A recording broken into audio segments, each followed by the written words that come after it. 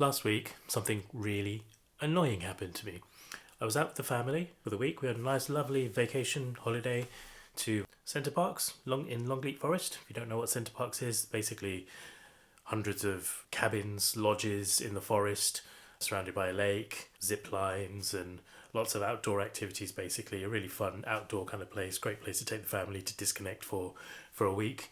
Really, really nice and lots of fun. But something really annoying happened. Now, I've got a pretty extensive smart home. I would use Home Assistant and HomeKit, and I've got smart lights, smart light switches, smart bulbs, smart thermostats, smart radiator valves, smart speakers, Sonos, 10, 12 Sonos speakers in the house, smart alarm, you name it, pretty much I've got it. The one thing I don't have, though, is the thing that really annoyed me last week. Halfway through the week, I get a notification on my phone saying that my HomePods are picking up an alarm sound. My HomePods had updated to HomePod OS 16.4.1 at some point, and there's a new feature which picks up alarms and listens for them and sends you a notification when it hears one. So literally every single HomePod, I think I've got 5 HomePod minis in the house. They all picked up the sound and proceeded to send me notifications. About 2 in the morning this was, I think. I listened to it and I was like, oh, bleary-eyed. That sounds like somebody's alarm. Sounds like somebody's house alarm. Okay, that's not mine. It's fine. Switch it off. The reason why I thought it wasn't mine is because I have a Ring alarm and that would notify me if there was an alarm. Ring hadn't notified me of anything. I went into the Ring app and it just said armed, and there was nothing in the history saying that anything had happened. So I went to bed, carried on, went back to sleep and thought nothing of it. Later that evening, my next door neighbour calls me and says, Neil, there's an alarm coming from your house. And I was like, really? That sounds strange, because the Ring alarm's not going off. I've got no notifications from any other app to say that there's a problem. So I was really confused. Home Assistant, HomeKit, hadn't sent me any notifications that anything was going on. So I was getting confused. The one thing, probably one of the very few things that I haven't made smart in the house was the fire alarm. There was no fire in the house. None of the temperature sensors dotted all around the house, thermostats, etc., were reporting any kind of high temperatures, heat, anything like that. There were no smouldering flames because obviously my next door neighbour wasn't seeing any flames. Looked through the letterbox, no flames, not a problem, right?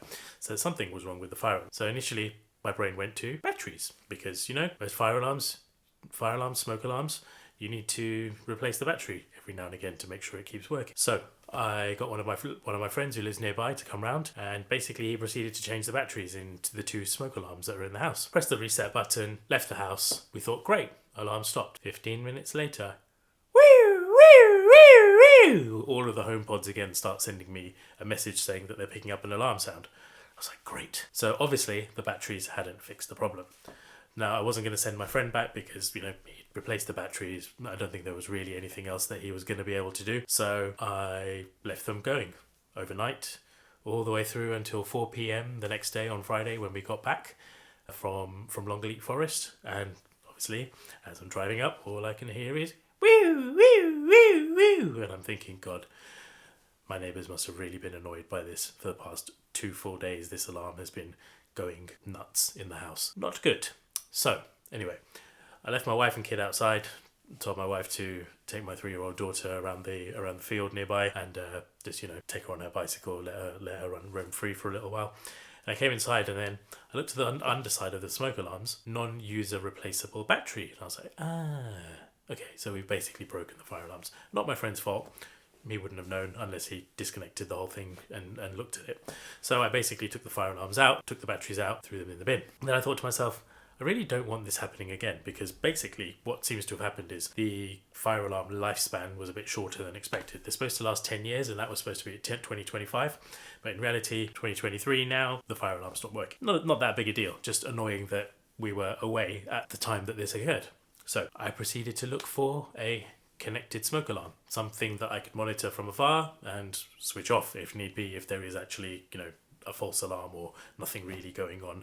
So to save the neighbours and also just to save the worry, because my wife loves to worry about these things and her worry turns into my problem. I proceeded to have a look and I use Home Assistant and I use HomeKit. So for me, anything that's HomeKit compatible works fine with Home Assistant through HomeKit controller.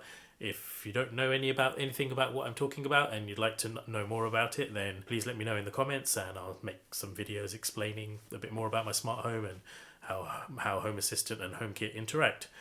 Also, while you're there, please hit the subscribe button if you're liking this video. There are literally thousands of you returning to watch my videos, but you're not clicking the subscribe button even though you seem to be coming back for more and more videos. So I'd really appreciate it if you could help the channel out by hitting the subscribe button. If you're liking this video, please hit the like button. And yeah, there will be more videos like this and all my previous videos coming out on a roughly weekly basis. Last week we were on holiday, and so yeah, there was no video last week. But going forward, generally there will be a video out every single week, and hopefully you'll enjoy it. But you'll only know about it if you subscribe, so please do. So I proceeded to look for a connected alarm. Now I saw a few from Bosch, a few from Netatmo, and I also saw the Nest Protect. The Bosch one was about £60, didn't have a carbon monoxide alarm. The other Bosch one, which is around £125, did have a carbon monoxide alarm and was HomeKit compatible, so that would have worked fine with both HomeKit and Home Assistant. The other one I looked at was the Netatmo, that was about £90, but the one that stuck in my mind, kind of I think the smart smoke alarm that started it all, was the Nest Protect. It's always had really good reviews, and it's always been generally, wherever I've seen it, termed as the best smart smoke alarm available. Now I thought, right, it's not going to integrate with HomeKit without significant messing around. It's also not going to integrate directly with Home Assistant without some significant messing around. But then I thought to myself, do I really need it to integrate into the rest of my smart home ecosystem?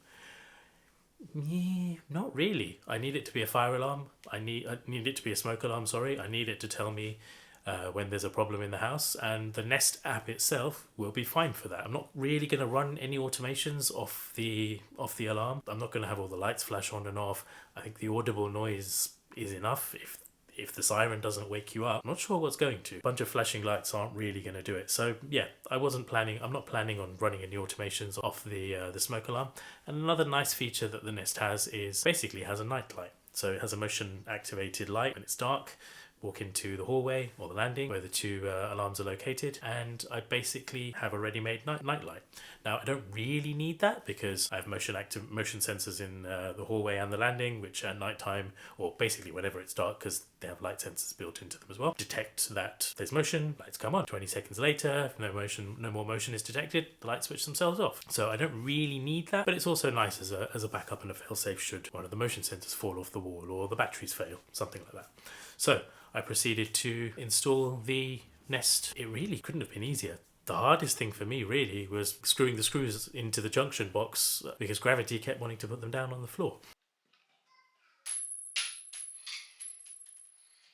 The installation went really smoothly. Inside the box, you'll see here, you get some wire connectors here. You also get the wire that connects it to the mains electricity supply, and off you go, really. Connecting it through the Nest app, really quick and easy. Both were set up within literally a few minutes, and then I proceeded here to attach the faceplate to the junction boxes that I had on the ceiling. Previous smoke alarm had written on the back which wire was which, so I knew really easily, neutral to neutral, live to live, cap off the interlink wire, and really that was it. Aside from having to switch off the smoke alarms at the breaker, it really didn't take long at all. Like I said, the hardest thing was getting the screws to go into the ceiling. They literally just wanted to fall down all the time.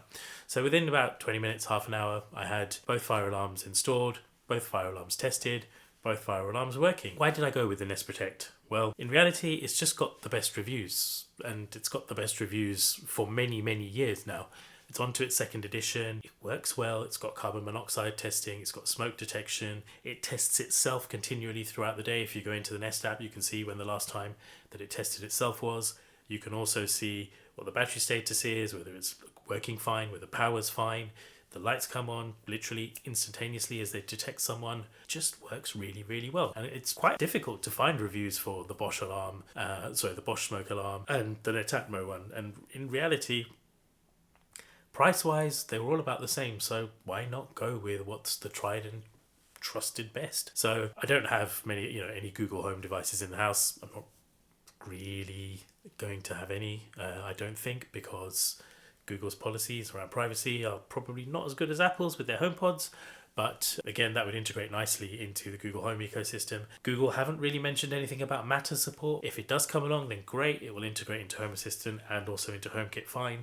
But like I said, I'm not really looking to run any automations off it. So having to go into the Nest app to check my smoke alarm, it's fine. And to be honest, how often am I really going to need to check the smoke alarm?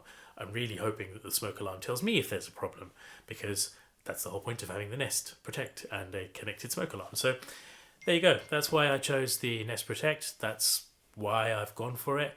That's the annoying reason that I had to change it. But now I feel that if there is a false alarm, it's covered. If there's a real alarm, we're covered.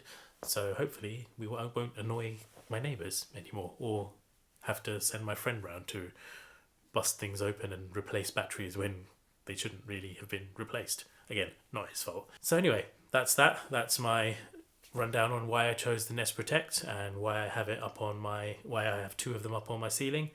They costed about £182, I think, from Amazon. Reasonable value, I think. Not really very expensive, in line with mostly what other smart smoke detectors seem to be charging. So yeah, very happy with it. Install was easy. Hopefully now, peace of mind for myself and my wife. Thanks. If you really enjoyed this video, please hit thumbs up. Please like. If you liked the video also, please drop a comment saying so. If you didn't like the video, please drop a comment. Tell me why. Maybe I can improve for next time.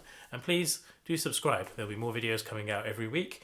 I hope you've enjoyed this one, and I will see you later. Thanks.